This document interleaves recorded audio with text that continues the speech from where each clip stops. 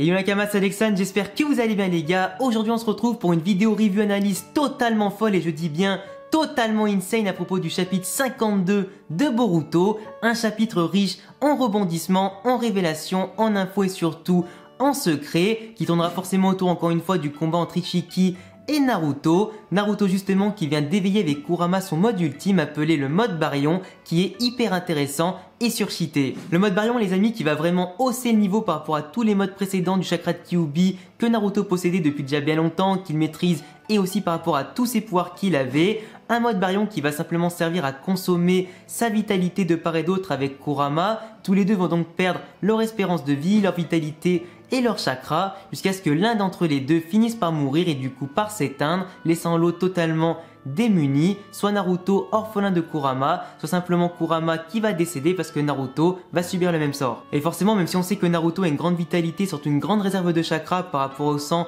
et surtout au clan Uzumaki, Kyuubi possède quand même une quantité astronomique de chakra et infiniment supérieure à celle de Naruto, d'où le fait que ce mode là, le mode Baryon, est beaucoup plus dangereux pour Naruto qui va s'éteindre beaucoup plus vite que la vitalité et le chakra de Kyuubi. C'est donc aussi très intéressant de voir du coup un tout nouveau mode activé simplement par rapport à la fission de chakra, en tout cas Kurama a appelé ça comme si c'était une fusion nucléaire etc, ou du moins une fission nucléaire. C'est du coup assez intéressant de voir certains thèmes techniques adoptés par le démon renard qui finalement possède une grande connaissance et compétences en termes de chakra etc. Naruto comme d'habitude qui est toujours à la traîne, qui laisse tomber la théorie pour laisser place à la pratique. Et d'ailleurs ce mode est totalement surcheaté parce que non seulement ça va booster les compétences offensives, de vitesse, défense et de concentration de Naruto, ça va d'ailleurs le forcer à faire le moins de mouvements possible ou du moins éviter les mouvements inutiles pour ne pas cramer ses forces inutilement et beaucoup trop vite pour pouvoir faire un maximum de dommages et d'enchaînement à Ishiki d'ailleurs qui commence par saigner, perdre ses forces et lui aussi à perdre sa vitalité. Parce que pour rappel, Ishiki cherchait à la base à retrouver Kawaki pour lui instaurer un nouveau Kama, parce que le réceptacle de Jigen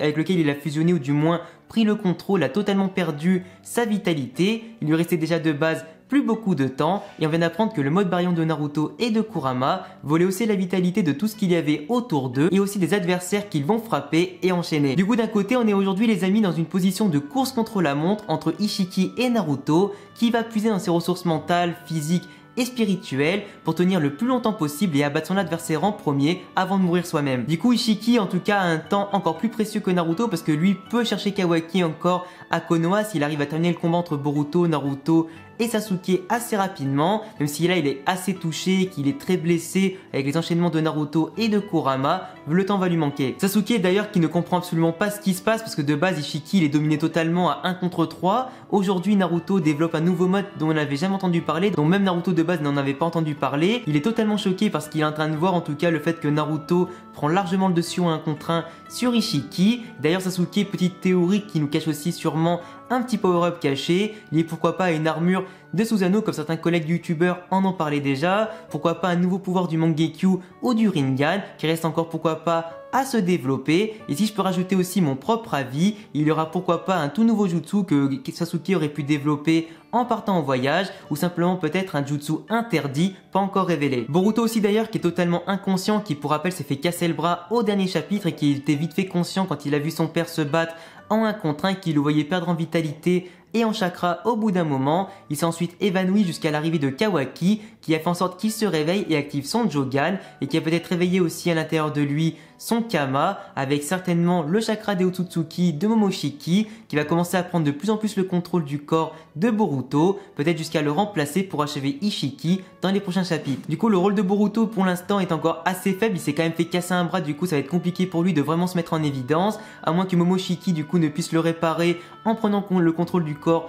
de Boruto pour qu'il puisse développer de nouveaux pouvoirs avec le Jogan et le Kama, utiliser le potentiel du coup du mélange Otsutsuki et Boruto à 100% et du coup sauver peut-être par la même occasion Sasuke et Naruto qui n'ont pas dit leur dernier mot. Kawaki qui du coup possédait la prothèse qui était encore activée avec le chakra de Naruto qui lui en donnait en continu etc pour l'aider à s'en remettre etc et surtout pour conserver j'allais dire un œil sur Kawaki. Kawaki qui malgré l'écart de distance avec la dimension, le fait que eux ils sont à Konoha et que Naruto, Sasuke et Boruto sont ailleurs, et ben on voit qu'en tout cas que les deux chakras sont connectés, que le mode Baryon simplement est tellement puissant qu'il permet aux dimensions et aux lieux de se connecter, d'où le fait que Kawaki a pu se téléporter sans Kama jusqu'à Naruto, c'est quand même assez mystérieux. Et du coup pour Ishiki c'est tout du pain béni parce que forcément voir son futur réceptacle ou du moins la cible qu'il cherche depuis le début apparaître devant lui dans un moment extrêmement désespéré, ça va lui permettre pourquoi pas d'implanter en quelques secondes un nouveau Kama, parce que vu que Kawaki avait déjà un Kama etc,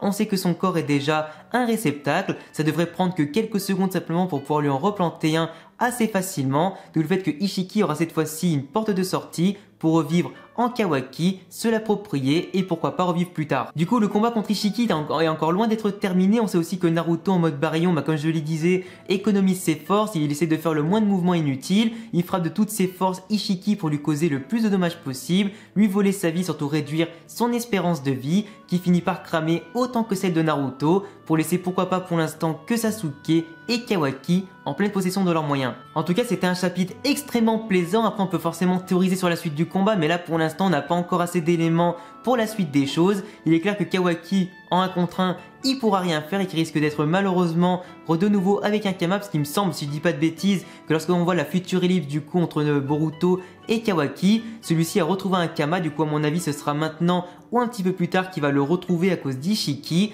libérant du coup de l'autre côté Momoshiki avec Boruto, qui pourra soit fusionner avec lui ou s'approprier sa puissance ou se laisser contrôler pour pouvoir retourner la situation et sauver tout le monde. Après il manque encore une petite information à propos du mode de baryon du coup de Kurama et de Naruto. On ne sait pas s'il peut le désactiver dès maintenant, même si bien évidemment ça va totalement le vider de ses forces et de son chakra, du coup ça le rendra inutile en combat et forcément une cible facile, mais s'il peut le désactiver en étant protégé par Sasuke et le réveil de Momoshiki et Boruto, ça peut du coup lui permettre de gagner du temps pour retrouver des forces et pourquoi pas achever Ishiki un peu plus tard avec de nouvelles forces. Je vous laisserai en tout cas les amis me dire tout ce que vous en pensez dans les commentaires de ce chapitre et de ma vidéo. Je vous laisserai forcément aussi me donner pourquoi pas vos théories par rapport à la suite des prochains chapitres qui s'annoncent hyper insane, hyper épique. Est-ce que pour vous Ishiki va revivre en Kawaki dès le prochain chapitre ou les prochains? Est-ce que Sasuke va s'éveiller à de nouveaux pouvoirs pour sauver le cul de Naruto? Est-ce que Naruto va mourir ou stopper ce mode avant de mourir et du coup mourir pourquoi pas de la main de Kawaki ou de Ishiki? On verra ça dès les prochains épisodes. Je vous laisse également vous abonner et cocher la cloche et me rejoindre sur tous mes réseaux qui s'affichent ici ou en description. A bientôt les amis pour prochaine vidéo. Ciao!